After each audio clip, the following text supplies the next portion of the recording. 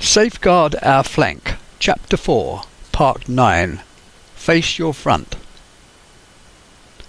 A close study of the Somme battles, and particularly the attack at Gommecourt, which, although a subsidiary, gives a picture of the thinking processes of those engaged in organising and conducting warfare at that time.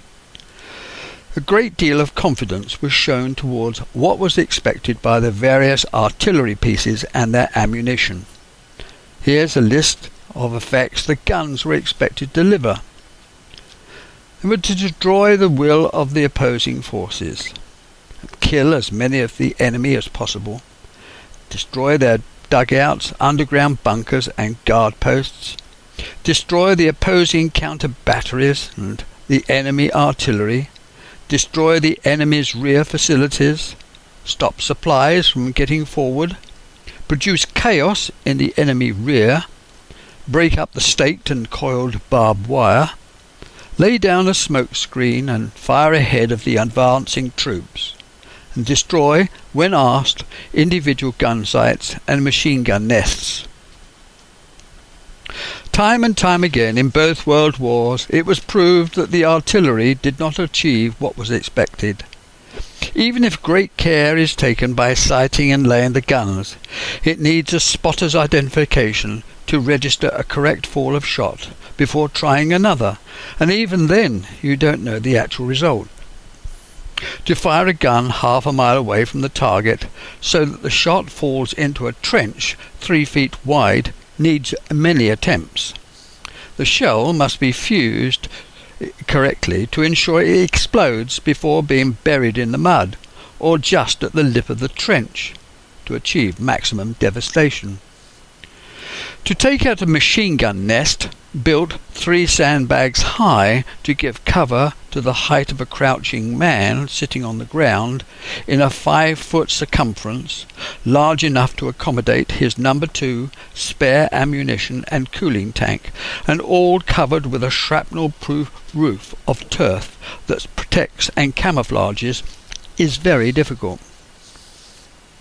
The Germans were purposely forewarned about the attack, but not the timing, and at the start of the barrage had either dropped below the parapet into a 12-foot deep dugout or retired back to a rear trench.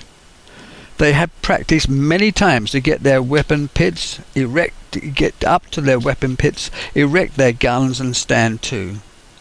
Staked banks of coiled barbed wire, even if subjected to exploding shrapnel, is not always severed, and even if it is, it just doesn't fall to the ground in neat pieces, but resumes its coil, tends to spring back. To rely upon it being passable when so much is at stake, and not make any proper verification, is foolhardy. Until the following year, when more tanks appeared, the wire was going to continue to be one of the great hazards for the battle planners. As soon as the enemy saw an effort was being actively made towards advancing, and to make a cut, blow up or tow away their barbed wire, they knew an attack was imminent. Rawlinson's wave system involved an advance behind a rolling barrage. This creeping barrage was laid down 100 yards in front of the leading wave, usually A Company, of the advancing battalion. They would fall in on the trench parapet and face the enemy. Each man was to be dressed 5 yards apart, 100 yards between waves, with their arms at the port. Their advance was to be slow and deliberate, no faster than 2 miles per hour. There was to be no stopping for any reason whatsoever, maintaining the correct distance behind the barrage. The battalion would take 9 minutes to pass a given point, covering an area 400 by 900 yards. It is obvious that any enemy machine gun still operating would lay havoc, as it did for the Sherwood Foresters advancing towards the quadrilateral Likewise, the German artillery barrage ranging in on the Kensingtons and London Scottish on the right flank from behind Sere. Infantry weapons and their tactics. The rifle. The troops engaged in the attack on the Colne Redoubt were mainly those of the infantry. The basic weapon in 1916 was the short-magazine Lee-Enfield Mark III rifle, made by the Enfield Manufacturing Company Limited. It was designed by the American James Lee and built at the Royal Small Arms Factory in Enfield. First produced in 1903, it had a 10-bullet magazine and a high rate of fire. There's been much written about its quality in comparison with the German Mauser. The same design was used for over 50 years of manufacture, it speaks for itself as to its usefulness and reliability. It was a most excellent rifle and served the country and Commonwealth with distinction. It could be used for rapid fire, firing over 20 rounds a minute. The short Lee-Enfield went out of use during the Malayan War in 1948 to 1960. Sidearms. The Webley revolver at the outbreak of the First World War was the Mark V, adopted December 1913. On the 24th of May 1950, the Webley Mark VI was adopted as the standard sidearm for the British troops and remained so for the duration of the First World War, being issued to officers, airmen, naval crew, boarding parties, trench raiders, machine gun teams and tank crews. The Mark VI proved to be a very reliable and hardy weapon, well suited to the mud and adverse conditions of trench warfare. Vickers Mark I machine gun. A development of the Maxim gun, it had been in service with the British Army since the turn of the 19th century. The gun was water-cooled and fed by a canvas belt holding 250 rounds. The gun was served by a team of 9, usually an officer, 2 NCOs and 6 other ranks. All ranks were expected to take each other's jobs in an emergency. During the attack on the redoubt, a number of these guns were taken over and used against the German lines. Their use was mainly restricted to protecting the right flank or when men were falling back when the attack petered out. Any other firings had the possibility of becoming friendly fire. Lewis light machine gun. Once again, a weapon devised in the USA. Air-cooled with a rotating magazine fitted to the top. It was lighter, cheaper and simpler to manufacture, becoming standard British close support automatic weapon. Mills grenade. A hand-held bomb invented in 1915 by William Mills. It was a hand-thrown cast-iron fragmentation bomb with delayed action fuse weighing 1.5 pounds with firing lever release pin. Had a range of 30 yards and the possibility 10-yard killing zone. Bombing parties were formed to clear a trench, its traverse and mined dugouts. In normal fighting, the Mills grenade is used for house-and-house fighting and pillbox clearances. Stokes mortar. Sir William Scott Stokes was a civil engineer by trade, chairman and managing director of Ransoms and Rapier of Ipswich. He invented the trench mortar in 1914, made ready to use at Lucheux firing smoke canisters.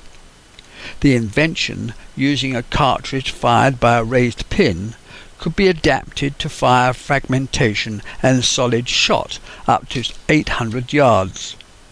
Over time, having many modifications, became extremely versatile, simple to use, quickly set up and very portable.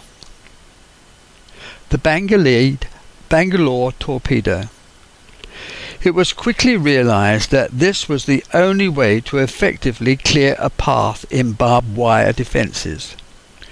The tube could be loaded with gun cotton or dynamite sticks, and several lengths of the tube could be joined together depending on the width of the barbed wire entanglement. The firing element comprised of a fuse and a safety pin, setting off the charge in tandem. The object was to thread the tube through the wire, not pushed along the ground, and it was the job of the Royal Engineer detachments to make these breaks in the wire. The artillery. The final bombardment started at 6 o'clock on the 1st of July. The gunners had saved up for this occasion. It was the greatest bombardment ever laid on, and it went on all along the front. The ferocity lasted an hour before the leading formations rose up out of their trenches. The ground shook, earth crumbled, split apart, and cascaded down the sides of the trenches. It was teeth-clenching and alarming. Fountains of mud, dust, smoke, and debris shot into the air. For anyone brave or stupid enough to look over the parapet, they would only see Dante's Inferno and hear the crump, whistle, whine and shriek of metal particles whizzing through the air. The British gunners did try and focus their weapons on particular targets, but they were inexperienced to the task, and as the infantry were theirs, they were certainly not the highest trained men at all, and certainly not like the French school of applied artillery and engineer at Fontainebleau. Great attention was paid to bombarding known strong points in the park and centre of the village, the maze of trenches the London Scottish were going to pass through, Nameless Farm, the little and large Z-points in the line that could enfilade the 46 Division's advance. Further north was Pigeon Farm, another German strong point. The infantry saw the gunner's job as to take out the opposition's guns and destroy his barbed wire, and this is what they had been told by their officers. The field siege guns and howitzers were under the Royal Artillery Command of Brigadier General C.M. Ross Johnson. The heavy artillery was controlled by Brigadier General C.R. Buckle, and the chief engineer was Brigadier General J.A. Tanner. These leaders believed they could do all that was asked of them.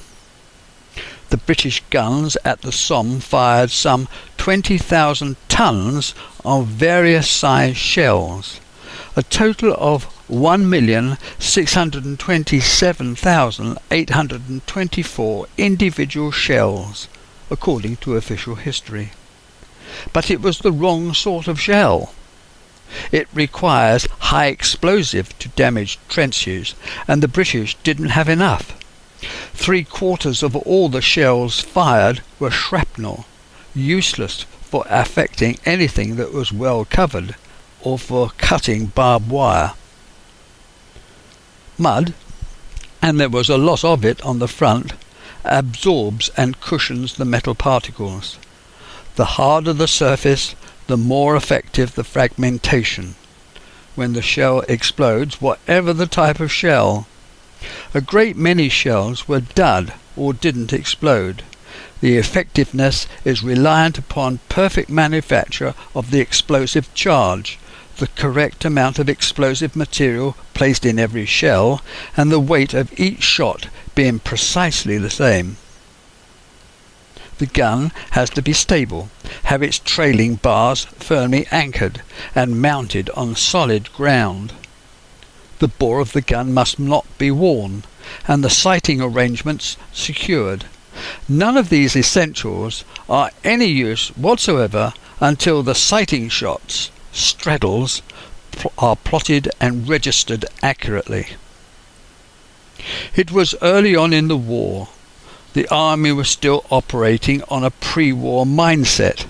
Such things as conveyor belt manufacturing, studied chemical composition, ballistics, distances, angles, mathematics, and mapping points were not greatly studied by the regulars, let alone the territorial units.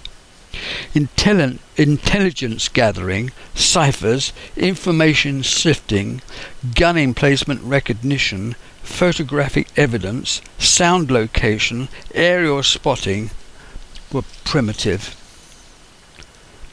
The communication methods almost ineffectual, especially once the battle had begun. All these are necessary for accurate gun laying, firing, observation, and achieving scored hits, working under the command of forward observation posts in contact with the advancing troops. Indirect fire could be done off the map, but the maps in France were not good, and at the start of the war not squared or gridded. Various other methods were used, adopting aiming posts or triangulation. Fire was corrected by observation, needed because the battery observer and targets were not accurately fixed. Errors in range were not very significant due to the range zone of the gun, but errors in line meant always missing the target. The Royal Flying Corps was commanded by a former Lieutenant Colonel of the Royal Scots Fusiliers, H.M. Trenchard. The Royal Flying Corps had two categories: spotting for the artillery, photography and reconnaissance, and bombing and fighting in the air. Before and during the battles that encapsulated the Battle of the Somme, close cooperation between the Flying Corps and the gunners was paramount. Special flights were made that involved artillery observations, specifically to reduce the opposing guns. The relatively new craft of air photography became an exact science. Bombing, too, began to be taken seriously and became highly organized. Night flights for particular targets, and those greatly defended by small arms, became a serious occupation. Number 43 Squadron, being the first long-range strategically reconnaissance squadron engaged in assessing military build-up in the enemy rear.